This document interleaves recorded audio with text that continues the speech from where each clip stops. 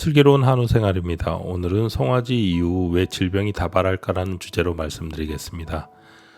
송아지가 이후 질병이 다발하는 이유는 다른 동물에 비해서 이후 스트레스를 더 많이 받기 때문입니다.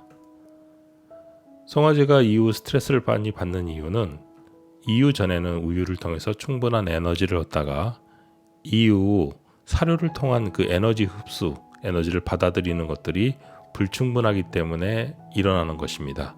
그리고 이것이 심화되는 상황에서 이것은 질병으로 발전하게 됩니다.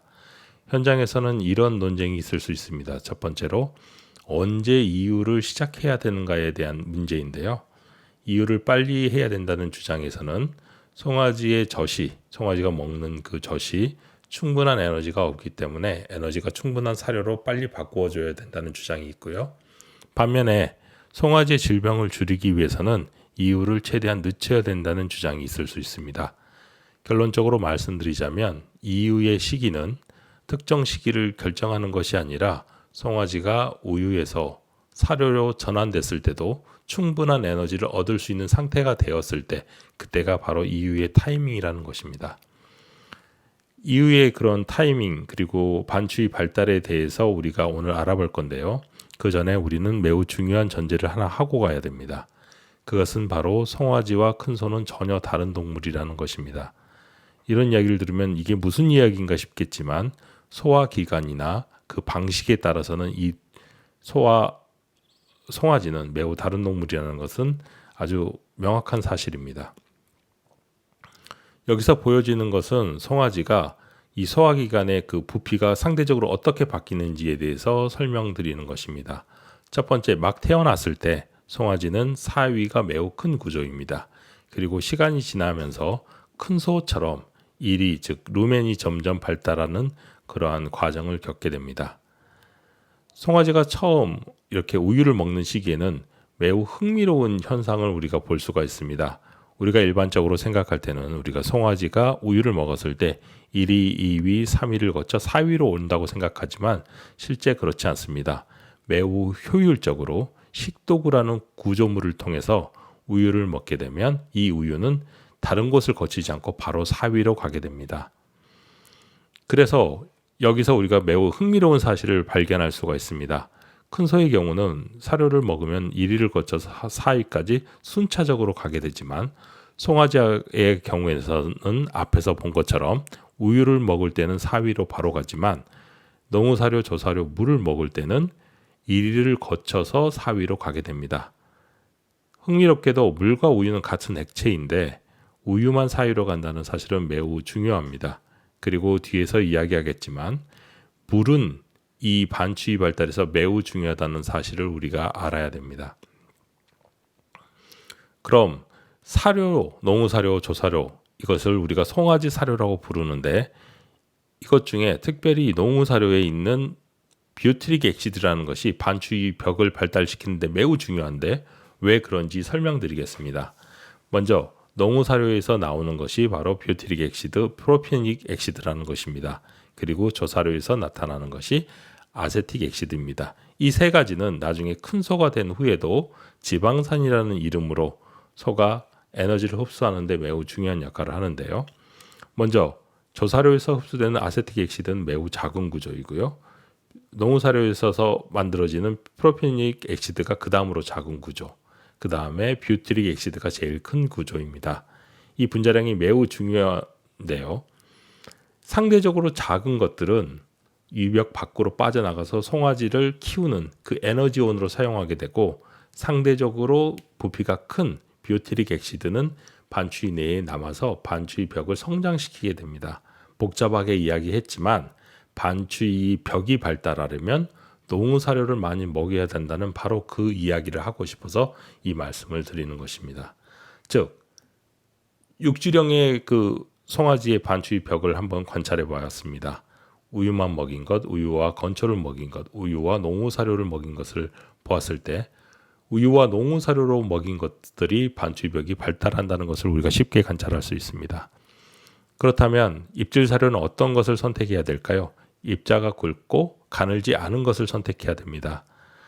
입자가 너무 가는 것은 소화 속도가 너무 빠르기 때문에 그 적당하지가 않습니다. 그리고 송아지는 특별히 조사료를 많이 먹지 않기 때문에 과산증이 일어날 수 있고, 그래서 최대한 입자가 큰 것을 활용해야 됩니다. 그리고 송아지가 3일차 됐을 때 처음에 이렇게 입주사료를 먹이게 되는데요. 우유를 좋아하기 때문에 전혀 많이 먹을 그런 가능성이 적습니다. 그래서 부서뜨려서 입에다 넣어주고, 시작하는 양은 적더라도 점점 많이 먹을 수 있는 그런 환경을 조성해야 됩니다. 그렇게 하기 위해서는 매일 새로운 신선한 사료를 주는 것이 중요합니다. 자신의 침이 묻은 그런 사료는 송아지가 잘 먹지 않습니다. 그래서 기존 사료들, 매일매일 새로운 것을 주고, 좀 오래된 사료들은 바로 나이 든 개체들한테 주고 매일 새로운 사료를 주는 것이 중요합니다. 그리고 사료통의 구조가 굉장히 얕은 것이 중요합니다. 사진에서 보여지는 것들이 송아지 전용 사료통입니다.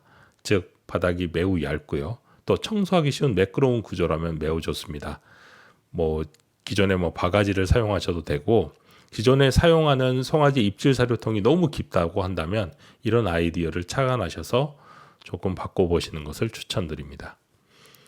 그리고 우유를 먹는데 물이 과연 필요할까라는 질문입니다. 결론적으로 말씀드리자면 물은 반드시 필요합니다. 물이 필요한 이유는 이 물은 그런 액체, 그 수분을 먹는 구조가 아니라 반추위 내에 들어가서 공기가 없는 환경을 조성합니다. 즉 반추위 내에 물로 가득 차게 되면 공기가 없는 상태에서 미생물이 발달하고, 이게 반추위를 발달시키는 역할을 하기 때문에 매우 중요합니다. 사진에서 보시게 되면 농가에서 쉽게 갖는 그런 실수 중에 하나가 어미가 먹는 물통에서 송아지가 충분히 먹지 않을까 하는 문제입니다. 그런데 송아지는 더럽혀진 그런 물통에서 물을 잘 먹지 않습니다. 그러므로 가능하다면 송아지가 먹을 수 있는 작지만 매일 갈아줄 수 있는 그런 신선한 물통, 그런 물통을 달아주는 것이 중요합니다. 보통 농사료 1kg를 먹는데 물은 약 4리터가 필요하고요. 물만 잘 먹여주더라도 송아지의 증표량이 매우 증가한다는 사실을 알 수 있습니다. 이제 조사료에 관해서 말씀드리겠습니다. 큰 소에서의 조사료의 의미와 송아지에서의 조사료의 의미는 매우 다릅니다. 큰 소의 경우에서는 사료를 먹게 되면 일반적으로 위내 pH가 떨어지게 됩니다. 즉, 이 위내 pH를 떨어뜨리면 이것을 올려줄 그런 것이 필요하죠. 자연적으로 소의 침이 바로 알칼리성이라서 이런 역할을 하게 되는데요. 소가 반추를 하면서 이것은 자연스럽게 해결하게 됩니다. 즉, 반추라고 하는 것이 조사료가 이리에 갔다가 입 주변으로 왔다가 이리로 갔다는 것을 6번을 반복하게 되는데요. 이 과정에서 이 조사료라고 하는 것이 마치 스펀지와 같은 역할을 해서 이 소의 그 침, 알칼리성을 이리로 옮겨주는 역할을 하게 됩니다. 그래서 우리가 일반적으로 말할 때 소에서 조사료를 먹이지 않고 농우사료 위주로만 먹으면 과산증에 빠지기 쉽다는 이유는 바로 여기서 나오는 것입니다. 반면 송아지에게 있어서 이 조사료는 그런 역할을 한다기보다는 반추위를 운동시키는 그런 역할을 한다고 하면 됩니다. 조사료는 매우 이렇게 송아지에게 있어서는 소화하기 어려운 구조물입니다. 그런데 이 어려운 구조물이라고 하는 것들이 이 쥐어짜내는 이런 운동을 시켜주게 되면서 소위 말해서 반추위의 근육층을 발달시키는 역할을 하게 됩니다. 그런데 우리가 주의해야 될 점이 있습니다. 아령이라고 하는 것도 적당한 무게를 들어야 이게 운동이 되는 것입니다. 소화가 잘 안 되거나 너무 긴 이런 조사료를 주는 경우에는 이게 반추위에 머무는 시간이 너무 길게 되는 경우가 있습니다. 그래서 오히려 소화장애가 일어나는 경우가 있고요. 그 부피를 너무 많이 차지하는 경우에는 농우사료를 많이 먹어야 되는데 농우사료를 많이 못 먹는 역할을 하게 됩니다. 또한 포만감을 느끼기 때문에 사료 자체를 잘 안 먹는 현상도 나타나게 됩니다. 그래서 송아지에 있어서 조사료 활용은 매우 조심해야 됩니다. 결론을 내기 시작하겠습니다. 이유는 우유 없이도 영양적 문제가 없을 때 이때 바로 해야 된다는 것입니다. 만약 준비가 안 된 상태에서 이유를 시키게 되면 이것은 질병으로 발전할 수 있습니다. 그렇다면 이유할 수 있는 기본적인 요건은 언제일까요? 농우사료를 1에서 1.5kg, 많게는 2kg을 3일 연속 먹을 수 있을 때, 이때 바로 이후의 준비가 되었다고 생각하시면 됩니다. 이런 질문을 하실 수가 있습니다. 개별적으로 이렇게 송아지의 사료를 주지 않는 경우 도대체 얼마를 먹는지 확인할 수가 없다. 만약 5마리가 있다고 하면 평균을 보통 생각하시면 됩니다. 1kg를 먹는다면 5마리가 있는 곳에서 5kg에서 7kg 이상 먹는다고 하면 어떤 개체는 더 많이 먹고 어떤 개체는 좀 적게 먹을 수 있겠지만 그래도 어느 정도는 농사료를 먹는다는 게 확인되시면은 그래도 이유를 하시게 되면 된다고 말씀드릴 수 있습니다. 오늘 했던 내용을 한번 정리해 보겠습니다. 입질 사료는 3일차에 주기 시작해야 됩니다. 그리고 농우사료 위주로 주며 매일 신선한 것으로 주어야 됩니다. 사료통은 송아지가 먹기 편한 구조로 만들어야 됩니다. 그리고 매우 중요한데요. 물통은 반드시 필요하고 물통을 깨끗이 관리하는 것이 매우 중요합니다. 조사료는 소화가 잘 되는 것으로 만들어 줘야 되고요. 농우사료 대비해서 소량으로 주어야 됩니다. 농우사료와 조사료의 비율은 약 8대1로 주시는 것이 좋습니다. 우유로만 크는 송아지는 당장은 성장이 빠를 수 있습니다. 그러나 이후 스트레스를 굉장히 많이 받고요. 또한 그것을 질병을 막기 위해서 이렇게 계속 끌다 보면 이후 시기가 매우 늦어질 수 있다는 것을 명심하셔야 됩니다. 충분한 농우사료가 섭취 가능한 후에 이유를 해주셔야 되고요.